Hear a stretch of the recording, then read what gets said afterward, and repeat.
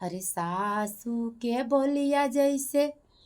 मिर्ची लगत है, सासू के बोलिया जैसे इरची से मिर्ची, ननदिया बोलिया ना, हाँ ननदिया बोलिया ना, जैसे माहुरे के गाठिया ननदिया बोलिया ना, जैसे माहुरे के गाठिया ननद के बोलिया ना, पियावा के बोलिया जैसे अरिया कटरिया हो, पियावा के बोलिया जैसे अरिया कटरिया, देवर के बोलिया ना हमका लागत है मिठाइया, देवर के बोलिया ना जैसे लाग रसगुल्ला, देवर के बोलिया ना,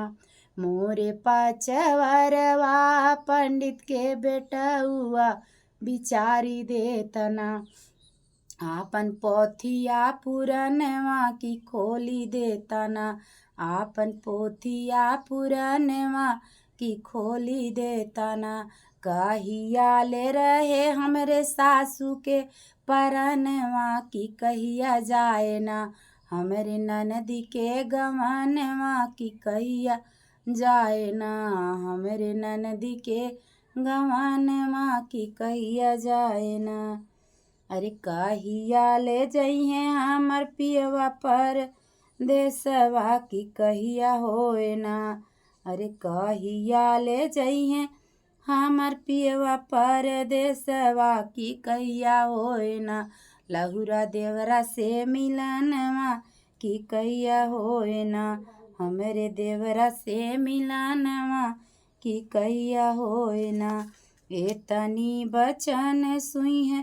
सुने पंडित बेटउआ विचार लागे ना, ऊ है पोथिया पुरनमा की बाँचै लागे ना, 100 साल रहे तोरे सासू के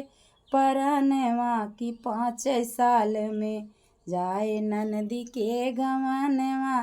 की 5 साल में, अरे 100 साल रहे तोरे सासू के परनवा की 5 साल में जाए ननदी के गवन तोरे 5 साल में, नाव महीनवम तोरा पिया जइहे परदेसवा, नाव महीनवम पियवा जइहे परदेसवा की 10 में होना, होई देवरा से मिलन तोरे 10 में ना, होई देवरा संग मिलनवा तोरे 10 में, आगिया लगावा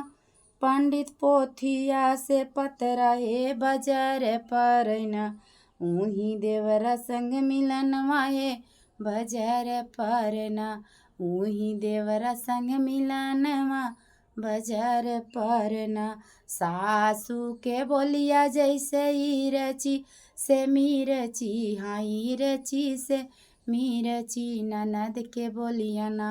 जैसे माहुरे के गठिया ननद के बोलिया ना। धन्यवाद। हमारा गीत कैसा लगा बताइए जरूर। नमस्कार।